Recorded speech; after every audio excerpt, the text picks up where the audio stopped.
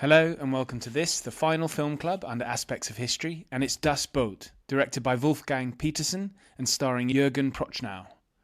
U-boat expert and author of Wolfpack, Roger Moorhouse joins, along with filmmaker Tim Hewitt, so sit back and enjoy Das Boot.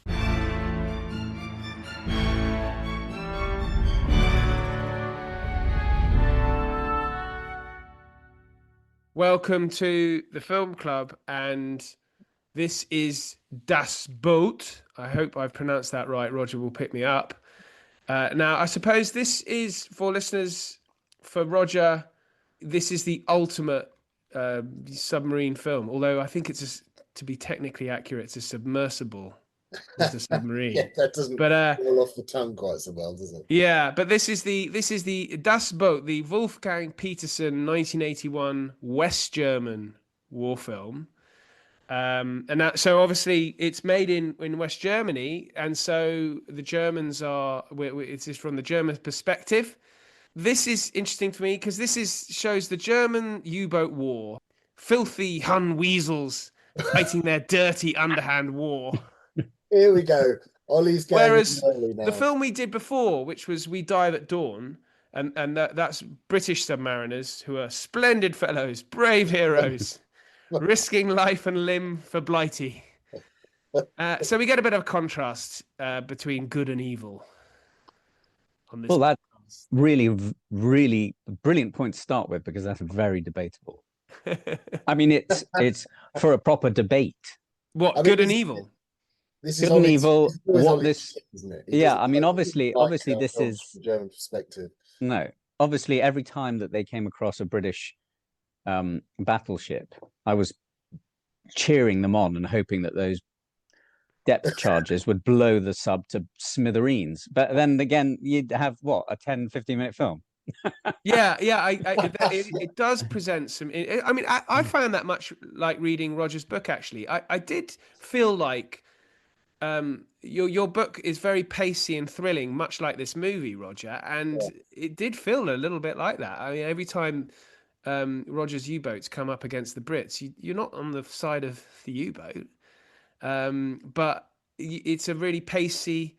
It's certainly in this film. It rattles along. So it's 2 hours 20 minutes, I think, the theatrical version. We didn't watch the theatrical version, did we? I watched the theatrical. Oh, you did. Oh, you did. Okay. Which one did you watch, Tim? The director's cut. Well, thank you very much. So did I. Absolutely. So we were 3 hours and 26 minutes. Thank you very much. Yeah. I have seen the director's cut. For that. We deserve actually the U-boat cross for that. Yeah. You do. It's a bit strange actually watching the director's cut, because it really doesn't feel like a 3 hour and 26 minute movie. Absolutely. How it really achieves it's quite remarkable, because it just barrels along. Even when it becomes quite solemn and the scenes of quiet and silence, which are reflective, but you don't ever feel like this is dragging. I actually it's interesting bit of trivia. I have it on Blu-ray, of course. However, the frustrating thing is when you put the Blu-ray and press play, the default version is the dubbed into English version, which is dubbed by all the actors themselves. Yes. Because they're all fluent in English, except for Second Watchman, the ginger-haired antagonist type, vulgar chap. The one with the grin. Yes. Yeah, with the grin. Exactly. The one with the grin. Obviously, he can't speak English. I mean, what a moron. But I read that somewhere that he went back and then overdubbed later. Oh, is that right? Okay, so not so much more. Yeah. Sorry, I think the original Apologies. he was the only one who didn't dub, but then he did return to dub it, I think. So you can take that moron comment back then, Tim. Yeah, I retract that wholeheartedly. I'm so sorry. Well, I think if you're a German actor, you want a career, you have to be able to speak English, presumably. Yeah. I mean, our Germans, well, Rogers is obviously perfect, but as it should be.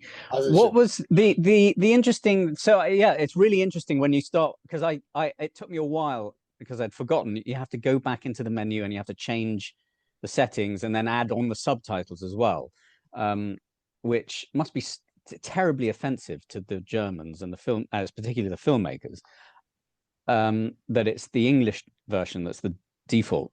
But when it takes a while, so that's still playing with the English version, and it's not terrible. It's actually quite intriguing to watch, particularly knowing that it's the actors doing it themselves. And with the additional bit of trivia, the whole film was dubbed anyway because of the sounds of the set. They had to, so essentially they reenacted the whole thing twice in post-production. Wow. Which is actually quite remarkable. It was filmed over a year. It took a year to make, I think. In sequence. Yeah. Yeah, it's bonkers because the noise of the engine and everything and the hydraulics to move around the submersible overpowered the voices in recordings. And in fact, when you do watch it, knowing that fact, you can actually now sort of tell that the sound quality of the voices is just a little bit different to the atmosphere around them. That's a very technical. Oh, I mean, it's an interesting point, Tim. But that's obviously your technical ear is picking that up. Well, yeah, that's the first thing I picked up about your microphone. Yeah. But I didn't notice that at all. I mean, I think that's your expertise shining through. You're showing your expertise, Tim. Well done. Well, I'll just quickly run through a few basics. So, as I said, Wolfgang Petersen, who is an German director, and it was released in September 1981. It was the most expensive West German film ever made, which I think probably included, if you include East Germany, it's highly likely to have been. And so that's around 32 million Deutschmarks. If anyone remembers Deutschmarks, well done.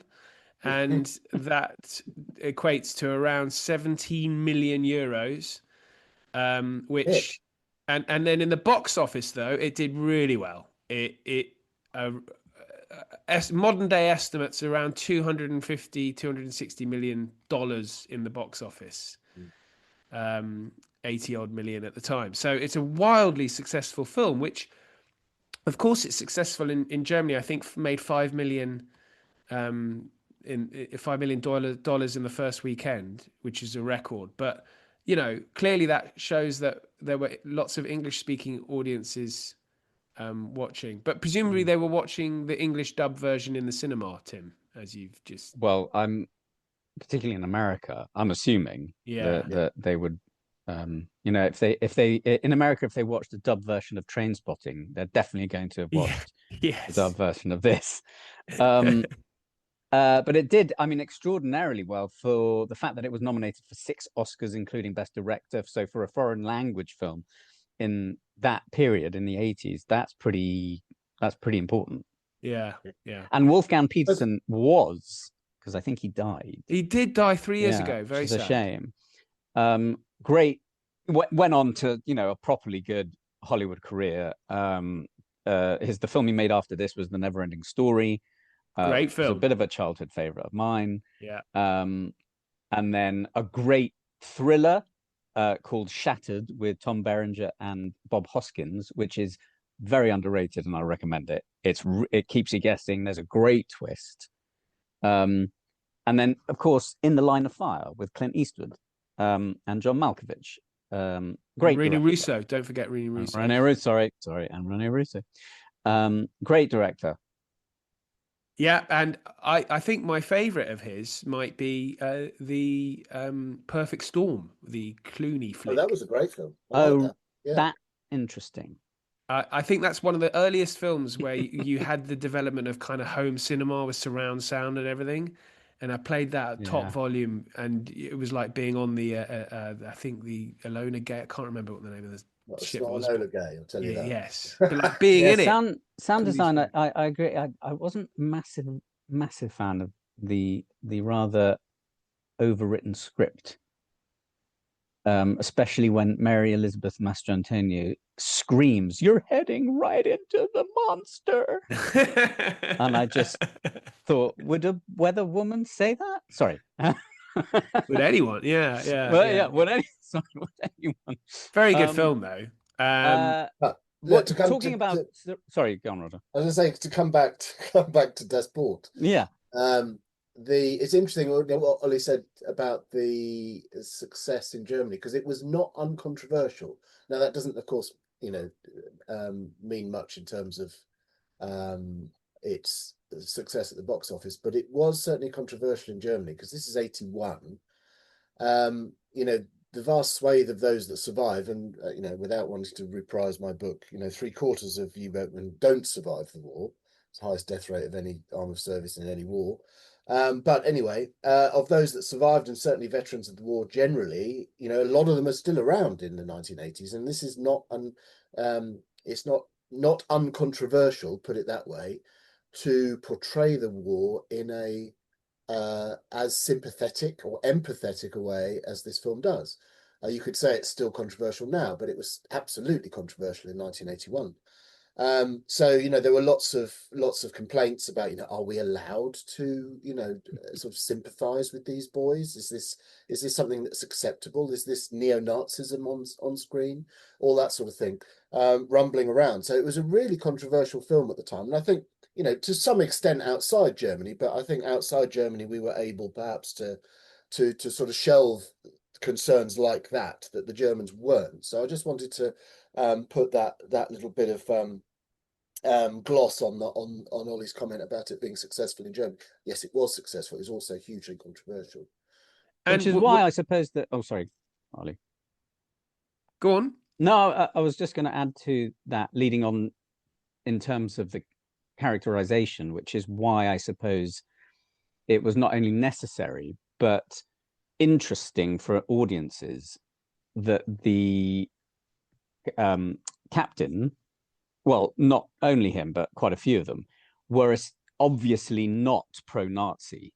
And that juxtaposition between the clear Nazi character, proper, prim, extraordinarily tedious about every little detail, OCD maybe, which makes the sympathetic viewpoint a little bit more palatable.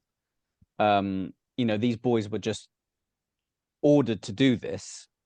Not everyone, I'm assuming, in the German army or military were Nazis. No, exactly. And didn't agree. He really goes off on one a bit at one of their dinners. Yeah. So I suppose that made it, for all the controversy going into the film, it must have had a little bit of a cleansing notion for West Germany, or even people who've been in it.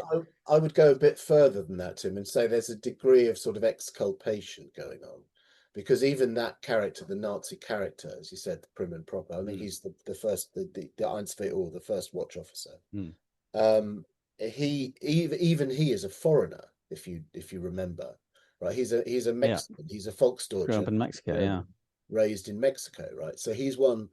The character is someone who is thoroughly infused by Germany's Renaissance under Hitler and Nazism for everything that it stood for, but he's doing it as an outsider. So even in the film, he's been othered. Like the Nazi has been othered. It's not us. It's someone from somewhere else, right? So I think there's a strong whiff, even with my most sympathetic hat on. There's a strong whiff of exculpation going on there. It wasn't us, it was someone else, right? Yeah. Interesting. Definitely. I was wondering about the Mexican element. I mean, did that? You've read the book, I assume. And I assume that this is sort of in the book. In that, the Mexican element, is that? Did he come from a kind of Mennonite? You had these Mennonites, sort of German extraction, who would go and farm in Central America. Yeah. I wonder if he was. I don't know precisely the background of him, but I mean, there were lots of Germans that left in the 19th century, and then also after 1919, Versailles and all of that, the collapse of Germany in that period, which of course is the seedbed of Nazism, but it's also the seedbed for a vast swathe of Germans to leave the country and go and settle elsewhere. So he could have been any of those. Obviously it's fictional, but there were those communities right across the Americas actually, and it was not implausible that he could have been raised in Mexico. Yeah. Okay. Well, just a little bit more on the production of this film. So, as I mentioned, it was very expensive. They basically had to build. It's quite clever the way they did it. They built two towers, didn't they? One that would go underwater, and the other one that would sit in a sit above ground for all the shots when they're above two water. conning towers, to clarify. Two conning towers. Yeah. Thank you very much. Yeah. Yes. Yes, it would have been very difficult to. It could have been anything. And well, it's not actually a submarine, though, is it? It's a submersible. So, what's the difference, Roger? Just remind us. Submersibles are designed to spend most of the time on the surface, but can submerge, either to attack or to evade attack. A submarine is essentially the opposite. It's designed to spend most of its time submerged. So the submarine they start the war with, which is the one that's depicted in this, is a Type 7, which is technically a submersible. The submarine that the Germans end the war with, which is the Type 21, which is a very, very different animal, is the first real submarine because it is designed to spend most of its time underwater. So there's a fundamental difference. It might, to the layman, this stuff probably doesn't matter, but there is a kind of fundamental difference in terms of design and in terms of how you deploy it, on that basis. And when you said the Type 21 was the first submarine, do you mean it was the first submarine full stop? Yeah, the first genuine submarine in that it was designed and intended to spend most of its time submerged. Oh, right. So the Allies hadn't managed to produce one. No. So the Allies have submersibles as well. Right. Interesting. Yeah. Okay. That's interesting. The other thing I have been itching to question but ask you, but haven't for fear of looking like an idiot, but the U in U-96, does that mean Unterwasser? What does it mean? Unterseeboot. Under the boat. Undersea boat. Undersea boat, right. Yes. Yeah. Unterseeboot. Right. Good. You like my pronunciation. For someone that spent most of their youth, as I understand it, in Germany, Ollie, your German is really not that great. No, my German is kleiner Bat. It's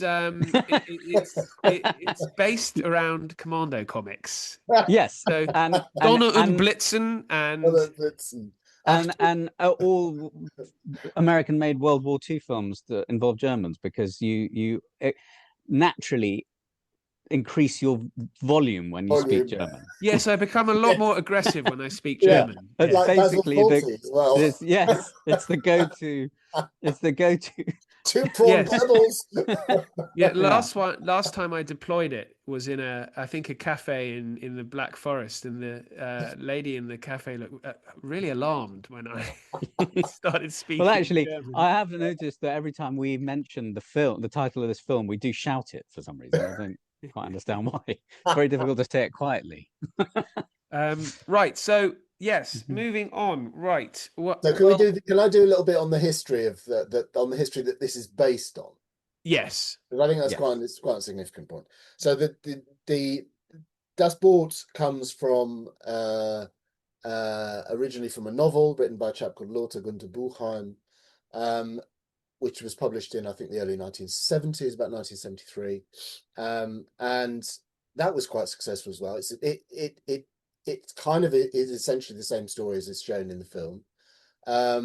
If anything, it's a bit darker, which sounds a bit hard to kind of fathom, but it is rather darker in tone.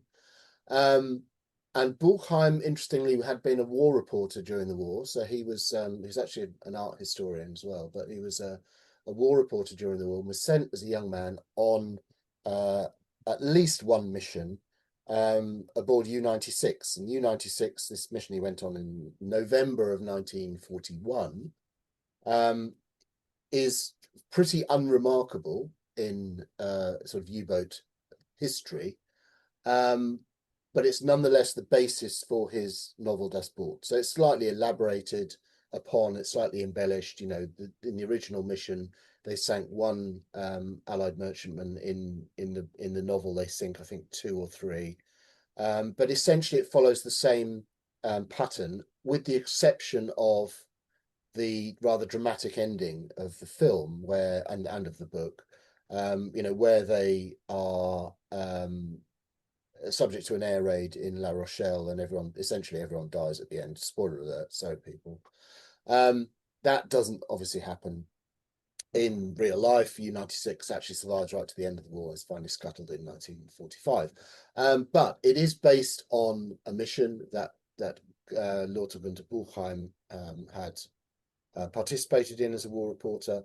And crucially, as I say, it was a fairly unremarkable mission. So in a way, what we look at when we watch that film and sort of gasp, I mean, of course, it's embellished and so on, but it's an account of a relatively unremarkable U-boat patrol, is my point, which is, I think, is quite a sort of shocking point to make. So surely, so then this shows that all the patrols were remarkable, but this was unremarkable for its sort of standard remarkability. Yeah, hard to imagine what a remarkable one would be. Yeah, exactly. Well, I think a really remarkable one, obviously, you don't come back from, but you know, as they go, you know, this is it would barely feature in the sort of, you know, the annals of the U-boat story. But given the statistics would not feature at all. Given the numbers you've mentioned, in that 75% don't return, then surely this is remarkable, because it's 1 in 4 that, I suppose. Yeah, I mean, when in 1941, the odds are much better for U-boat crews. I mean, obviously the 75% is across the whole war. So in 41, obviously that's another interesting point actually about this, which I think it's not deliberate on Buchheim's part, because, as I said, it was based on a patrol that he went on in November 1941. But in a sense, if there had been a choice for him to set his story in a particular time, then that winter of 41-42 would have been a really good choice, because it's kind of one of those tipping points where, you know, the early phase, what they called the happy time, when they're sort of scoring good numbers and Allied countermeasures are really not up to speed. So it's almost, you know, they almost have sort of free field in terms of attacking convoys and so on, and they're scoring really good numbers. That time is gone, and they're not yet, like, it's not yet clear what's coming, but there's a shadow over them in that time, in real life, I mean. So in a sense, he couldn't have picked a better time to have gone on his patrol and then subsequently to written the book about that period, because it is in one of those tipping points in history where there's a sort of shadow that this is not going to go well. The good times are finished, and we're up against it, and we can't yet see the pattern of what's coming. Does that make the scene then, based on what you say about remarkable and unremarkable, where they land, they get to land in Vigo? Yeah. And there's that, you know, extremely enticing food on the table, and they're all essentially revered and labeled as heroes. Yes. Is that, I mean, would that have been the reaction then? Yeah, absolutely, because that first generation of U-boat commanders and U-boat crews were held up absolutely as national heroes. You know, they had their faces were on the front page of the newspapers. They met Hitler. They got garlanded with medals and honors and all the rest of it. You know, they were paraded around Germany on lecture tours. So that absolutely fits, because that was the generation, and actually, in real life. So if we say from November 41, that first generation of those commanders was already dead, effectively, or out of the frame. People like Günther Prien died in March 41. Joachim Schepken in March 41. You know, Otto Kretschmer had been taken prisoner. So most of those sort of national heroes as U-boatmen were already gone.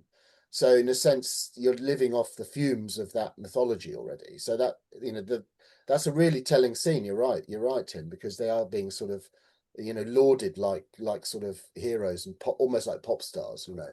Yeah, and it's interesting that Prochnow says, you know, he's sort of staring into the abyss of the food on the table, and he says, it was almost the exact line was essentially that was a close one, or we almost didn't make it, or something. Yeah. And the guy was like, that's the talk of a hero. Yes, but exactly. and what would have been interesting to know is whether all the crew at the time, whether they all knew that it was highly unlikely that they were going to go home. Well, we're not yet in. This is why it's interesting. We're not yet. I mean, post 43 really is when they cotton on to the fact. Then they're cotton on because they know that other crews are being lost at hand over fist. So that's where the statistics turn very much against them, and it's pretty obvious to everyone that they are genuinely risking their lives every time they go out. Statistically, it's clear that after 41, you're down to a lifespan statistically of about 2 missions, right? It's hideous.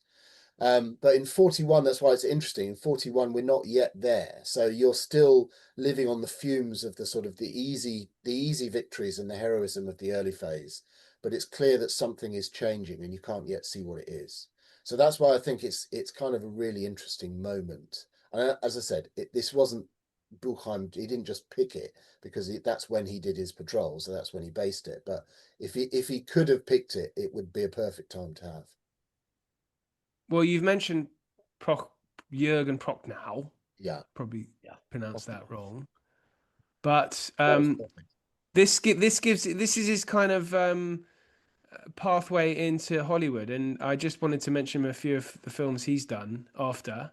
He did Dune, the 1980s one, I'm afraid. Oh, did he? Yeah. David Lynch. He was also in the excellent sequel to Beverly Hills Cop, Beverly Hills Cop 2.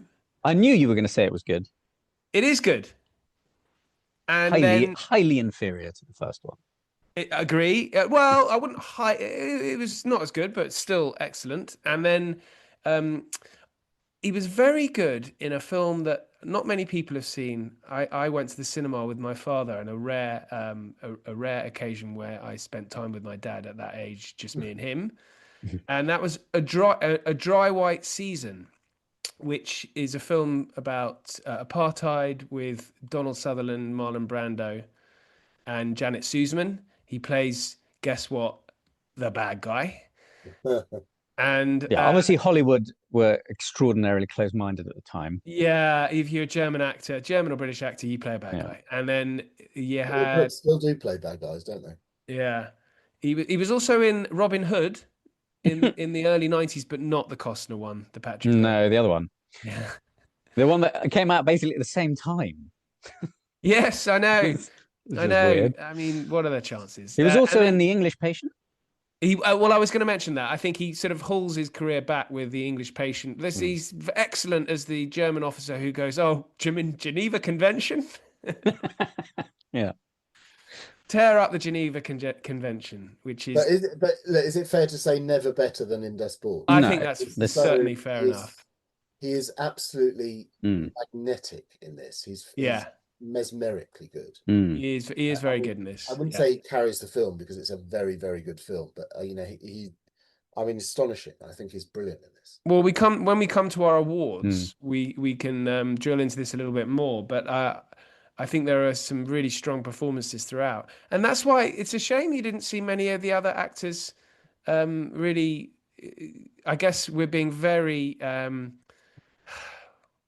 We're not really being very fair here because for all we know, and Roger will know better than Tim and I, they had very good careers in Germany itself. They didn't need to go to Hollywood. My point being, we're sort of describing Hollywood as you only make it if you are in a Hollywood film. Yeah, exactly, which of course isn't the case. But I mean, there are some very good German actors that haven't done that, and German cinema is a pretty strong field anyway. So I think that's sort of betraying our Anglo. Absolutely. I think that's absolutely right. Yeah. Mea culpa there. Well done. Right. So the one thing I wanted to mention is that the author, Lothar Gunther Buchheim, who you mentioned, was not hugely enamored by the film, was he, Roger? No, interestingly, yes. He was, let's face it, he was one of those people that I think nowadays we would probably call a right pain in the arse. He was, obsessed with his own brilliance. And when the film was made, he was actually banned from the set because he was brought in as a sort of, obviously as the author, he was brought in as an assistant producer or whatever it was, and was eventually banned from the set because he was interfering too much and saying, well, it wasn't like that. Why are you doing it like this? So being a pain inside. And they had two commanders, former U-boat commanders, in as advisors anyway, alongside him. One of whom being Heinrich Lehmann Willenbrock, who had commanded U-96, right? So they had enough voices there to sort of guide the thing along. Hence the authenticity, which we'll come back to, I'm sure, later on. So he was a pain in the backside, and basically initially when it came out, he sort of disavowed it and said, "Well, that's not the vision that I had. It's not the vision that I portrayed in the book." He did soften somewhat. I mean, success and becoming a millionaire overnight probably tends to do that to you. He did soften somewhat. He later said that the longer form that the thing got, so the director's cut, as we said, is 3.5 hours, near enough. And then you've got the sort of mini-series TV version, which is 6 hours. He liked them because apparently, obviously longer form was nicer. But I think it might be just because he had a bulging bank balance by that point. So he realised that there was benefit to be had in sort of giving it his stamp of approval rather than the opposite. But he was typical authors, really. Well, yeah, in the sense of a kind of a kind of absurdly sort of self-centered artiste in that sense. I mean, not all authors are like that, Tim. If I wanted to make a film of Wolfpack, would you be on set interfering? I would be interfering every single time. That's not the way. That's not the way it was. But no, I mean, he is a difficult cameo. I mean, that's actually quite a typical way productions, when they're adapted from novels, tend to go. I'm sure. How could you not want to let go, in some way to something that you essentially, that's all because of you. It's kind of like that cliche. The announcement on set would be, and here's the author Roger, and we're here because of him. But now shut up and leave us alone. It's kind of. No, I completely get that. But I think even bearing all of that in mind, he was a rather difficult, spiky character. There are enough accounts from other people saying that this guy was impossible. So I think that's. And it could have been even worse for him. But and ironically, when we were talking about making it in film, you have to have made it in Hollywood. This originally was going to be a Hollywood film. Yeah. Yes, we should talk about the potential cast for Redford and Newman. Yeah, Paul Newman, or not the third Redford and Newman movies. No, rather. But Redford was originally, I think, touted for the lead, and then Paul Newman. But I'm not sure who the directors were. Yeah, it's difficult to find that. Yeah, and. I mean, we mentioned Jürgen Prochnow being this is sort of his peak, which he'd probably stiffen at if given he was quite young when he made it, relatively so. But also Wolfgang Petersen, is this his peak? Because he did make the absolutely the complete disgrace that is Troy. Yes, he did, and I'm wondering whether that was purely for the bank balance, the money. I mean, that was truly. Maybe we should do that film purely because we should also do films that we absolutely detest. Hate. Yeah, so that we can that one a good we can really vent. But I mean, that's genuinely hands down the worst film he made. I think The Perfect Storm wasn't great, so I'm a bit out of. Okay. I know, Ollie looking very aghast, but Troy definitely. This, I would say this is his best film that he did. I mean, it's extraordinary. The fact that it's in his mother tongue. Here you go. I was going to say, let me just come in with a paean of praise to excuse me, a paean of praise for the authenticity of it. Because if you watch the film closely, which I did for 3.5 hours, and I'm sure you did too. This is a patrol which stretches over many weeks. It's not immediately made clear. They don't give any dates as to how long it is, but we can rest assured it's probably a month at least that they're out, right? And if you watch, you will realize that the captain, Jürgen Prochnow, is wearing the same shirt all the way through. He's wearing a checked shirt underneath his jumper, right? The radio operator is wearing the same jumper because it's quite a distinctive look pattern they've got on. They all grow those elaborate beards. They are filthy throughout, right? They're all absolutely filthy. And it's little things like that that you sort of notice, in a sense, after you've read Wolfpack by Roger Moorhouse, then you get the historical background to all of this, that they basically didn't wash. It was filthy on board. There's oil everywhere, and the opportunities for washing are extremely limited and basically confined to seawater only, so most people didn't do it. So they basically stink. They're wearing the same clothes for a month in extremely hard work and revoltingly dirty conditions.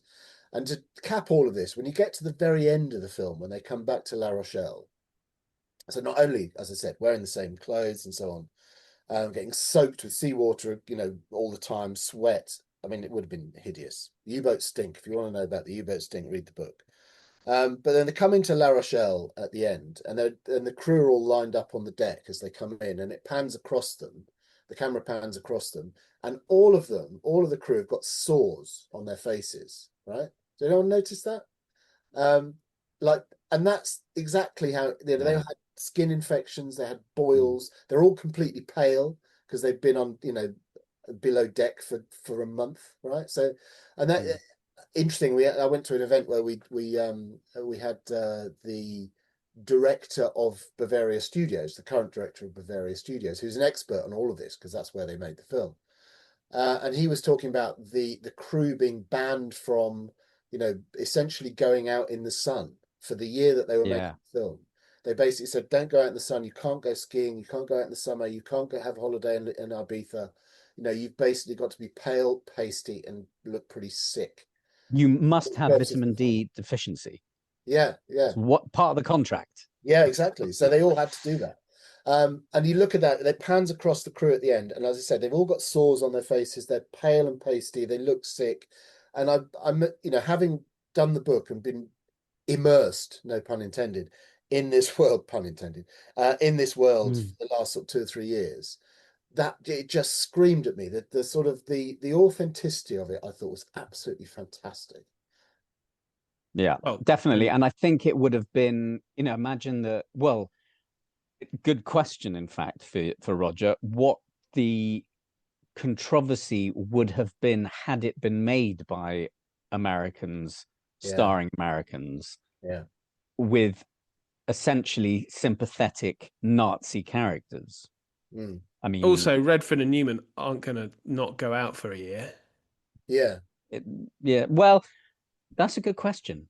I mean, I wonder how. I think Redford lived on a ranch in the knee. He's not going to not go riding. That's true, but Sun. I'm not sure that you would have been able to convince them. But I mean, he sort of did a little. I wouldn't say method, but he did a bit of. I think he considered himself an actor before a star. Jeremiah Johnson. I think he kind of went to lengths to immerse himself, no pun intended. Newman, I don't know, but it would have been interesting to see how it would have been received had it been made by Hollywood. I think it would have been another, certainly from a German perspective, it would have been another black mark. I mean, it was a controversial film anyway, even with the authenticity of it, the Germanness of it. I mean, we've made this ourselves. It was done by Bavaria, and it's a very good piece of cinema. You can argue about the politics. You can argue about the aspect of remembrance or not, and so on. But it's a brilliant piece of cinema. So they could console themselves with the fact, even though they might have found it controversial and troubling, that it was a really good piece of German cinema. right? And it's authentic. It's got that authenticity. I think if it had been made in Hollywood with Hollywood stars who didn't necessarily, and with different production values, where maybe 1980s, I suppose, war films still, particularly Hollywood films, still have clean uniforms. It's still, they're not yet really representing the filth that war means. I mean, we talked about the Cross of Iron a few episodes back, which is what, 77, I think it was, and to my mind, that's one of the first Hollywood films that shows people in war filthy. Right? Yeah, I agree. I think it's sort of the equivalent. Yeah, I think A of Bridge Too Far as well. They're looking pretty dirty in that. Yeah, okay. Yeah, sort of, but I don't think on the same level. And it's sort of the I've always thought it's the equivalent of the Western, where Hollywood for decades was making Westerns where everybody is pristine. Yeah. In probably the most disgusting era that potentially humans have ever seen in terms of a developed nation. Yeah. And it took, in fact, the Italians and all that. to come along and go, by the way, in that period, you were all filthy, lawless, and disgusting. And sort of Hollywood cottoned on and went, oh, actually, you're right. And then Eastwood came along and went, it's the way they're doing it's better. And I think it took the same approach. And it's great. Thank God it was made by Germans, this film, because what I also think is remarkable about it is the fact that it was made in 1981. It sort of defies an era in terms of filmmaking. It doesn't feel, I think if you knew nothing about it and you watched it, you would never think this is an 80s film. It's just got a style that is, in fact, very modern. Yeah, it's a bit like Raging Bull in that regard, in that they're both made in the 80s, aren't they? Yeah. Raging Bull, you could sort of think it's kind of like a hangover from the 70s, because it technically, I think, was actually, conceived in 79. But I think the same with this. And exactly the same. And I think it is very I remember watching it the last time I've watched it. I actually thought, this could have been made by Kubrick. It's got, if Kubrick made a submersible film, I can see a sort of style that he'd adopt, in the same vein as Peterson. The way the camera moves, the way he's actually, it's amazing how mobile the camera is in such confined space. Not only lengthwise, but kind of horizontally, on the horizontal plane, the way it kind of tracks, the remarkable rushing forward with the actors through the whole of the length of the submarine. It feels a little bit like if Kubrick made a film, this would have been it. And in that sense, I think it defies an era. It doesn't feel like it slots into either an 80s film or a 70s film, it's sort of like timeless. Yeah. And I think that's a remarkable piece of cinema, if you can do that. I agree. I mean, it is thoroughly remarkable, and the intensity of it for that 3.5 hours. As you said, it doesn't feel like 3.5 hours at all, but the intensity of it. I mean, I was at a public screening of this. Well, it was an event. It wasn't public, but an event a couple of weeks ago, and that final scene, when that final scene closes and the credits roll, there was an audible kind of breathing out from 100 people in that room. All of whom I think have been holding their breath for the last half an hour. I mean, it was just astonishing. The tension is just incredible. It doesn't really, it doesn't give you a chance to. I mean, at the beginning, they're sort of setting off, but as soon as they're off, it just dives, excuse the pun, into proper tension and suspense. They don't. I was just harking back to what Ollie was saying about surround sound, I think, at the beginning with Perfect Storm. I fortunately have surround sound, and with the 5.1 sound design of the Blu-ray, it's absolutely amazing, because you hear every little notch creak the sea, Yes. every I think we're all going to have to come round to your house, Tim, Yeah. and listen to it and it again. just goes round you, and it's Yeah. remarkable. It's brilliant. And one thing, one of my great bugbears, particularly in modern films, as you'll know from the last few months of doing this, is characterization. Right, characterization on this is brilliant, and considering you're working with material in a second language, but still the characters come through. Jürgen Prochnau's character, he's war weary a bit, but loves his boys, and he's a sailor, right? He loves everything naval. There's that scene where he's up on the conning tower with the spray in his face, and he's saying, "Oh, remember when we were sailing on the a three-masted schooner?" And he's absolutely a naval man, right? So the characters are allowed to develop and It's allowed actually, to come through. if you think about the feat of creating rounded characters through a 3.5 hour film that's full of tension and essentially action, with little room to focus in on inner life backstories, that sort of thing. It sort of like comes through on little points throughout the film, kind of little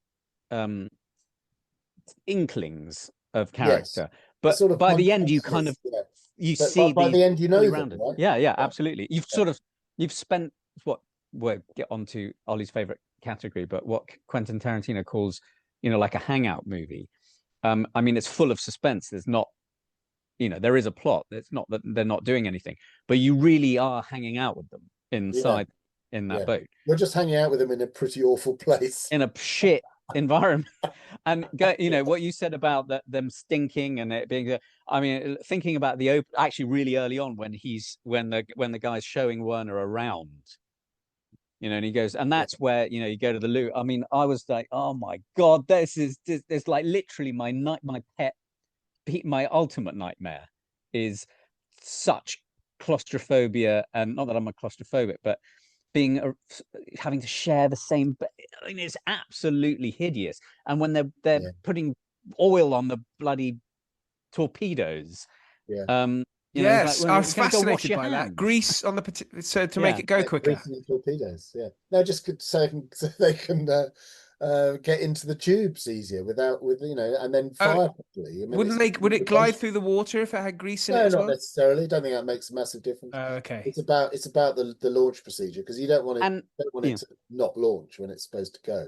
No, I mean, we could go further, analytically. Well, I think we should do our categories. And we can do our categories. I was just going to say we can go further and analytically about the sexual symbolism and undertones of the film. No, let's. We won't do that because you just mentioned it, so now everyone's thinking of it. Right, let's. I would say the grease torpedoes, Tim. Is that where you've gone with this? Well, no. If you actually, I mean, it is a genuine point. That I think there is a certain amount of that through the film. There is a bit that being one example. The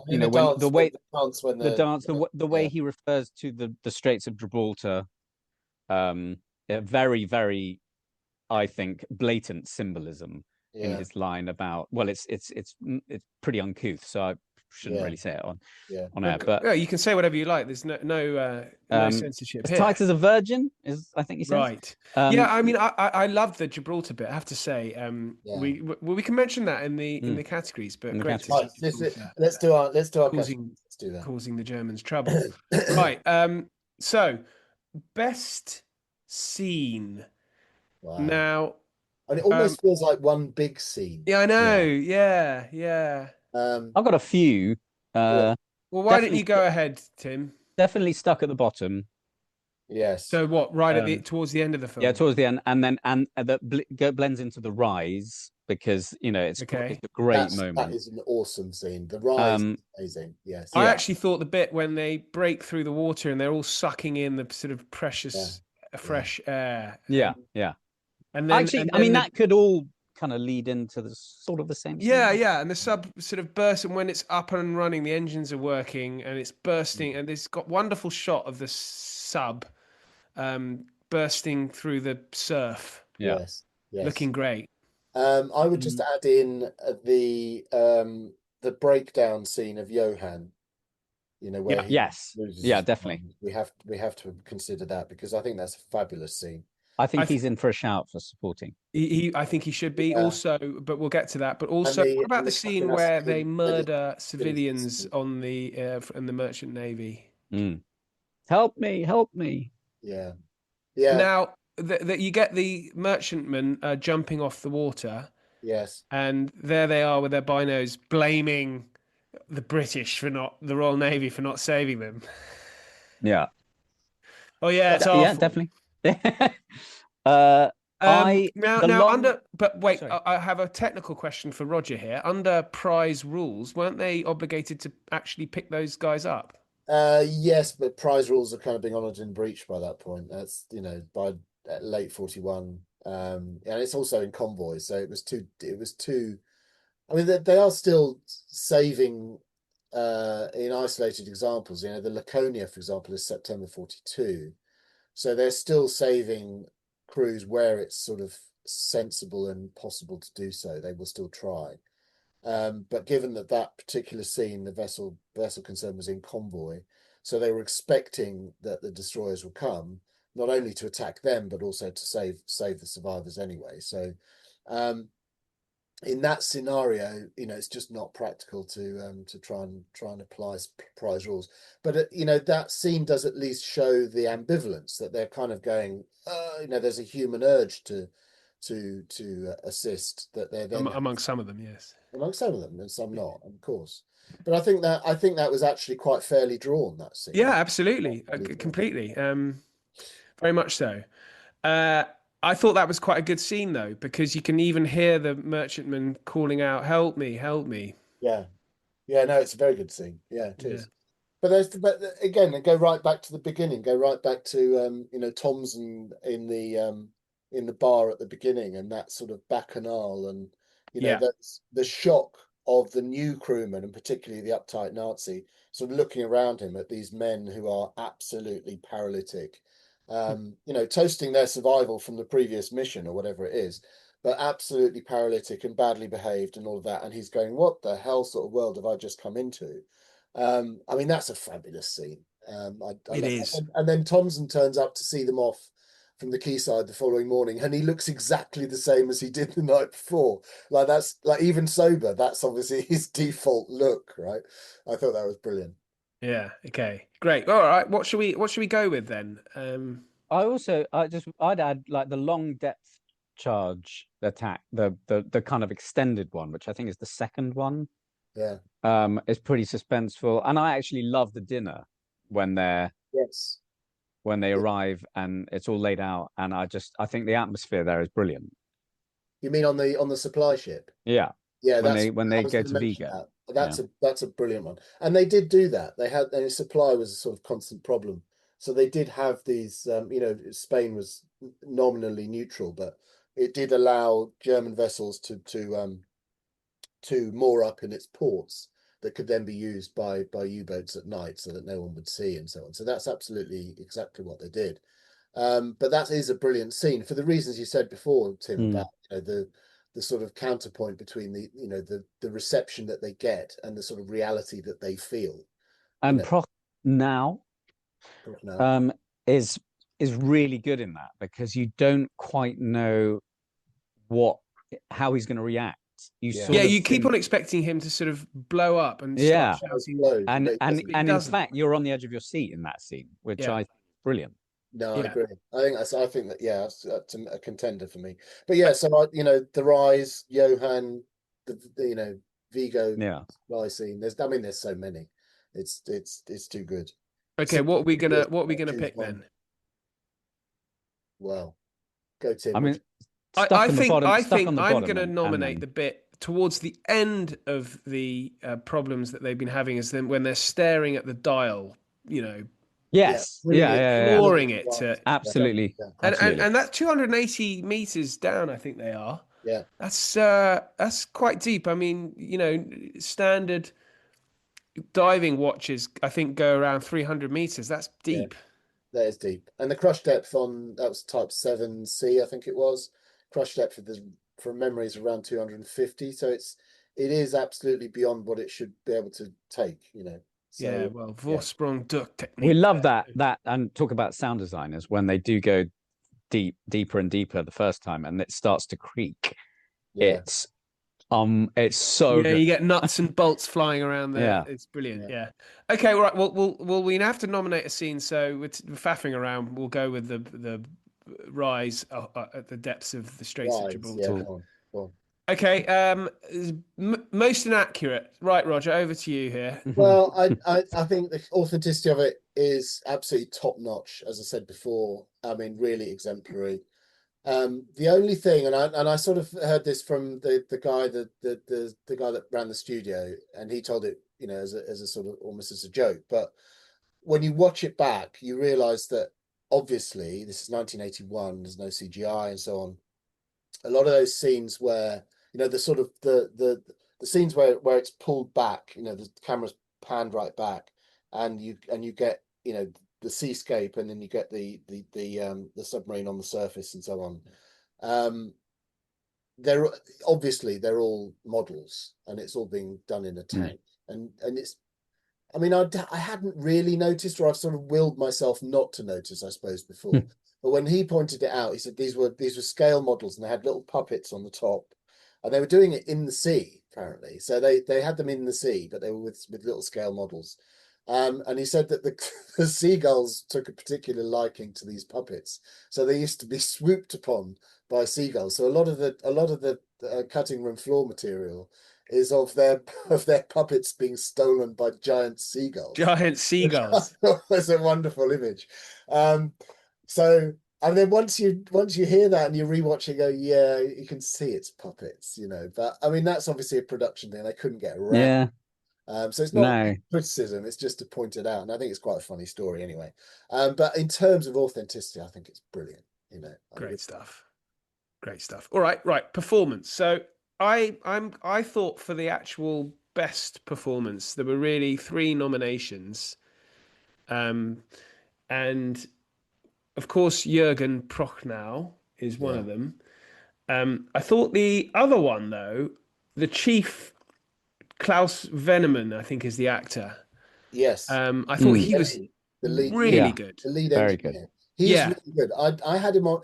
It's a really understated performance. Yes. Yeah. Brilliant in it. Absolutely right. Very subtle. Yeah, very subtle. And the third being Herbert Grönemeyer, who's our sort of narrator in a way. Yeah. But I actually thought that Veneman was so good that Jürgen Prochnow's place as the sort of assured winner is looking unsafe, because I thought Veneman was that good. Oh, really? Oh, yeah. I thought he was that good, but I think Prochnow is just he's kind of the lead. Yeah. He is, but there's a lot of him. moping around and going, oh, woe is me. Whereas Veneman was up and at him, you know, I'm not having this. We're going to fix the bloody boat. He is. Prochnow Yeah, mopes around that vessel, going, oh. No, but Prochnow's, but when he knuckles down, he's the one that's like, and when I order it, you know, or when I give the order, and he's the one that roused the troops and gets. Well, I think it's a film of 2 halves. I think in the first half he is like that, but then in the second half he's sort of rather a little bit more subdued performance from Prochnow. Yeah, I think that which is a interesting arc. Yes, and kudos to the performer. Yeah. But I just thought that the Veneman character was. He was very. Can I also give an honourable mention to the character called Hinrich, who's the radio and sonar man, wearing a very colourful jumper. Who's the actor was called Heinz Hernig. And I thought that was another one that, you know, really. That will be in our supporting, I think. Yeah, supporting, of course. Yeah. Let's deal with the. If you're talking leads, I honestly, with all due respect to Klaus Veneman, I can't see past Jürgen Prochnow. No. Sorry. Okay, fair enough. Well, he wins then. An honourable mention to Veneman, who very sadly died at a young age, only 60, of lung cancer. Yeah. He was very good friends with Jürgen Prochnow. Yeah, that was a great performance. Right, supporting, and he does refer to Goering as a fat something or other. I can't remember, and I just, you know, you gotta. He's he's basically having a massive go against the Nazis. So you got to give him. We'll give him Yeah. that. Yeah. Yeah. Yeah.